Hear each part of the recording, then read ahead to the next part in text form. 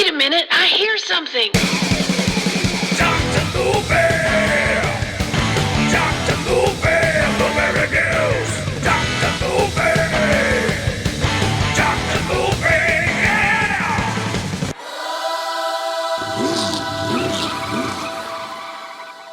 What's going on, everybody? Hey, welcome back to another episode of Dr. Movie, your favorite podcast that's done in a car.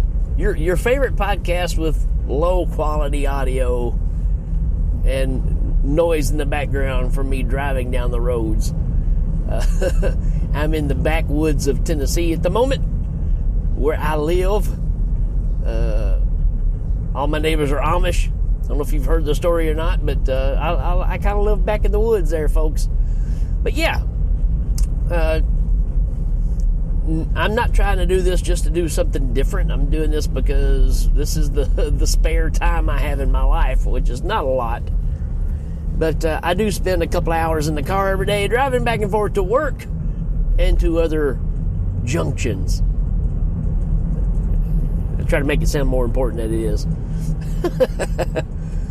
Boy, have I got a good one for you today. This is another weak link in my my armor of movie love.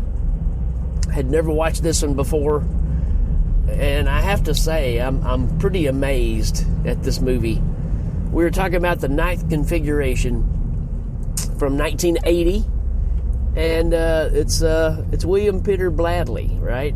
The Peter Blattey. No, that's not right either. William Peter Blattey. Kind of hard to say first thing in the morning. So yeah, obviously the guy that gave us The Exorcist, right? Now, he didn't direct The Exorcist. He wrote the story, and he wrote this story and also directed it. So I'm thinking it's his debut, but wow, what a movie. It says it's a thriller horror movie.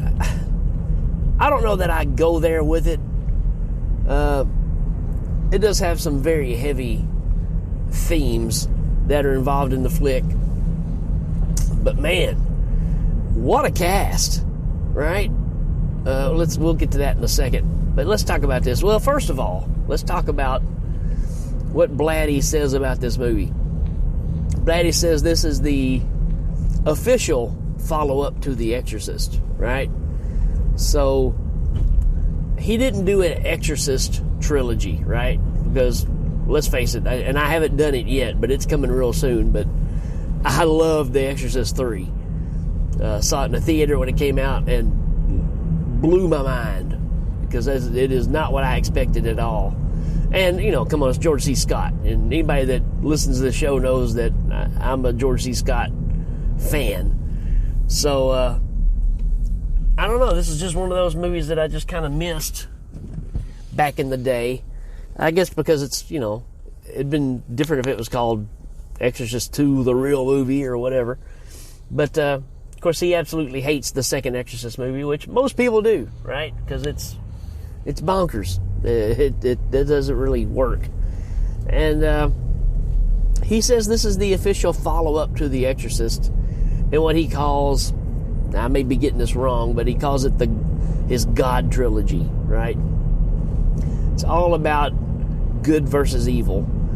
And this is an odd one to be sandwiched between two Exorcist movies. But when it gets down to the theme of what the movie is really about, it works really nicely. Not to mention, it's supposed to be the story, if you remember in The Exorcist, the astronaut that comes to the party, you know, at the house, and Linda Blair comes downstairs and says, "You're going to die up there," and then she pees in the floor. It's supposed to be his story. So it piggybacks off of The Exorcist with that manner. But, wow. And that's kind of what drew me to it, right? Because I had read that somewhere. And again, not what I expected at all, but I was really blown away by this movie. Now, we've seen this movie a lot later on, right? It becomes predictable. But when this came out, this was unlike anything else at the time. And it bombed when it came out, but it's got quite a cult following ever since, and I can absolutely see why. Take One Flew Over the Cuckoo's Nest and give a little more dark humor and seriousness of what's going on, right? And the questions that are asked in this movie. So, it's going to be hard to talk about this and not give anything away, but I'll do my best. Let's read a synopsis. It says, Colonel Vincent Kane is a military psychiatrist who takes charge of an army mental hospital situated in a secluded castle. Yeah, that's right. Among Kane's many eccentric patients is Billy Cutshaw, a troubled astronaut in the midst of existential crisis.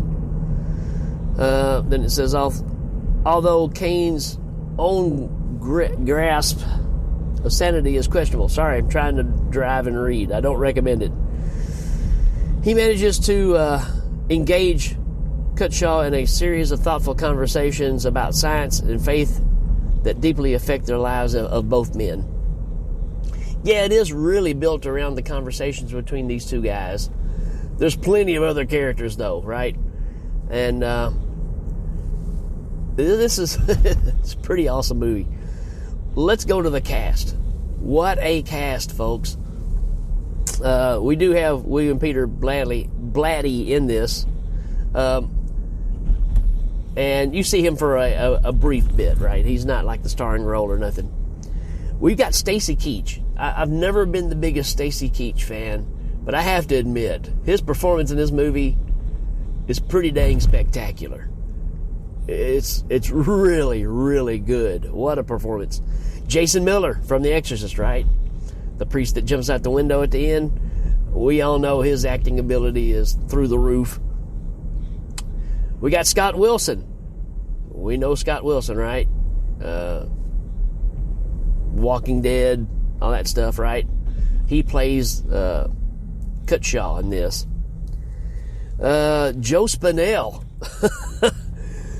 You know, the list goes on and on, folks. So Joe Spinell, the infamous Joe Spinell from Maniac, if you're a horror fan, right? Also from The Godfather. He's even in Rocky for a little bit. I mean, he's everywhere back in the day. We got Robert Loggia in this early on.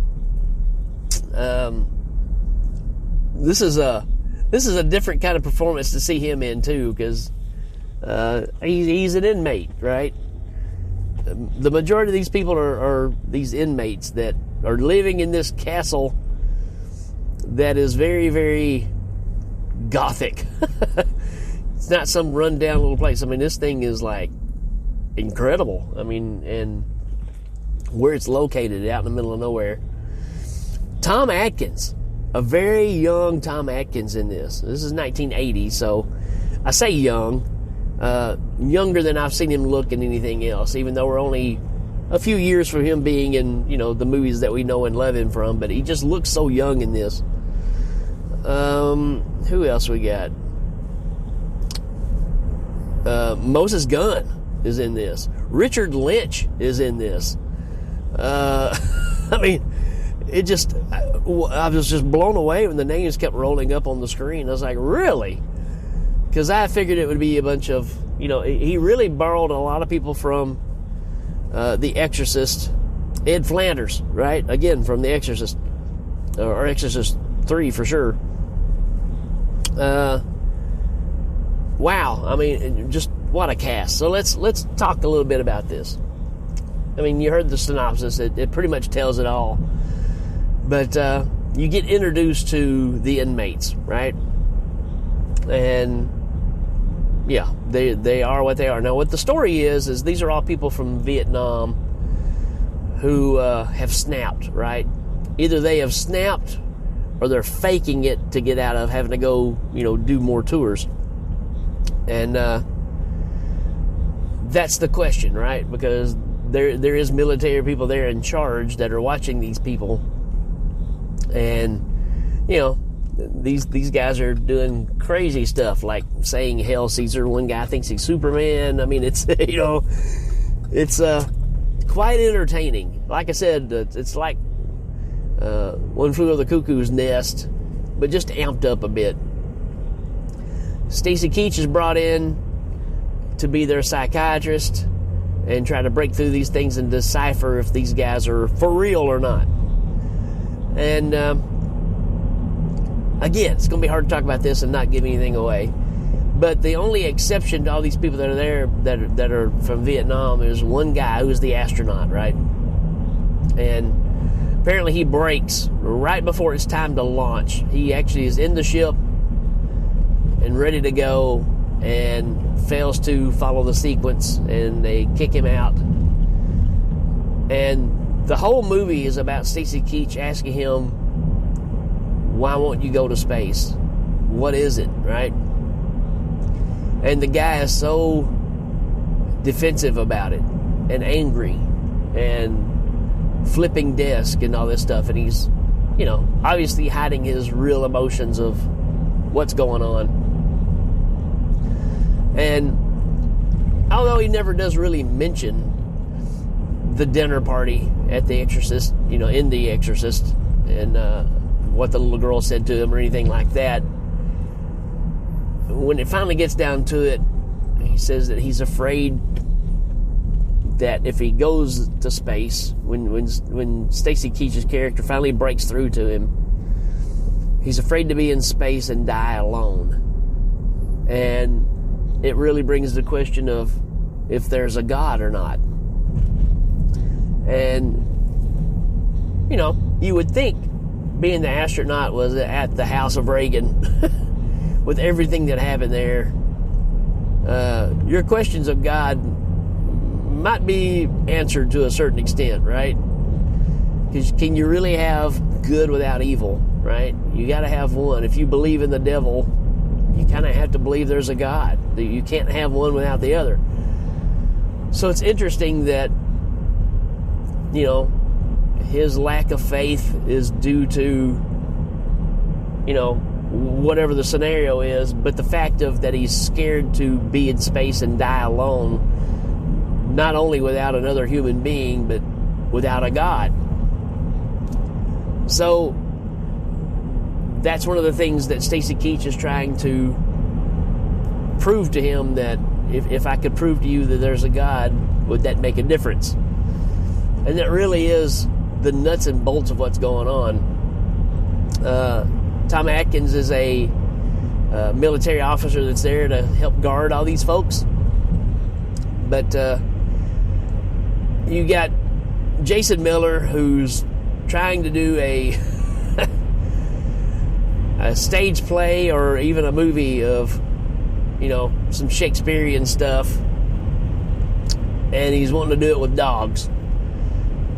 So, and you go through these things, and there's little hints of, some of them may be legit crazy and some of them may not. And Stacy Keach's character says that he gets to thinking about shock therapy. He's thinking that shock therapy will break down this wall and we will be able to tell if things are real or not. And so you get this conversation kind of going on. There's one scene where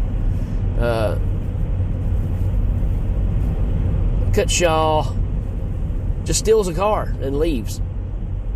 Everything's in chaos. Oh, another thing that happens too is Stacy Keach decides to just, in order to kind of break through with all these people there, is give them what they want, right? And they're asking for just crazy over-the-top stuff. They want to dress up and they want to perform The Great Escape, right? The classic Steve McQueen movie. And, so they're wanting all the guards to dress up like Nazis and, so, and, they do it. And there's lots of crazy looniness that surrounds these ideas that they're requesting, which, again, you don't know if they're really wanting these things or if they're just thinking, hey, the most crazy thing I can think of is going to keep me away from going back to Vietnam or whatever, even though it is 1980. when this came out. I think when the story came out, it wasn't, he wrote it a lot earlier, and he rewrote it for the screen. And,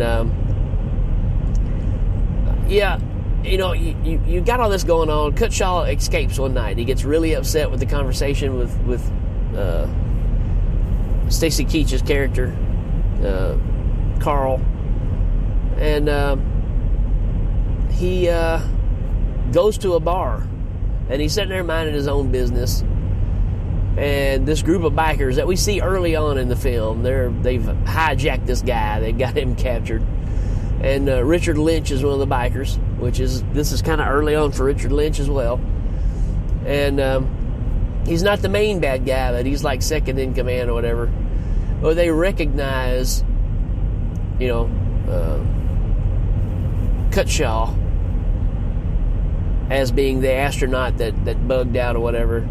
So they start messing with him, and things get pretty ugly, and they start roughing him up. And then it gets back to to Carl, that he's missing, and he went out. I think a lady calls from the bar to warn, somebody that, hey, I know that he's supposed to be up in that castle, and he's here, so send somebody. Well, Carl shows up. Which, the thing about Carl, again, without giving too much away, he has a background of his own. And he's trying to stay on this side of the past. But he goes to help Cutshaw out at this bar and get him out of there. And these bikers drag him back into his past. And that's all I'm going to say about that. But again, this is a really amazing film. I was really blown away while watching it of how good of a movie this is. So I highly recommend this movie. If you're expecting The Exorcist, if you're expecting a horror movie, you're going to be deeply disappointed. But it has a lot of things to it that really make you think, right? And it's just a well-made movie. And I saw things on YouTube where people were saying this is Blattey's best movie.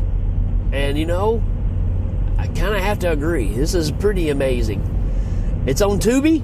You can watch it for free.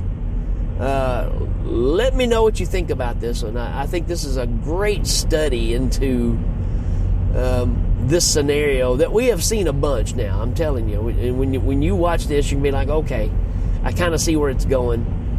And so it's not really a surprise anymore. But to think that this one came out before a lot of these other movies, it's pretty interesting to see and realize what a shock to the system this movie probably was when it came out. Definitely check this one out. I'm going to give it a 4 out of 5. It's probably a 5 out of 5 down the road, because I'm really intrigued with this movie. I kind of want to watch it again now, and that doesn't happen very often. So there you go, folks. That's my thought on the ninth configuration. Do yourself a favor, check this movie out. Like I said, it's on Tubi for free. What have you got to lose, right? So let me know what you think about this one. All right, folks, that's it for this one. We will check you later.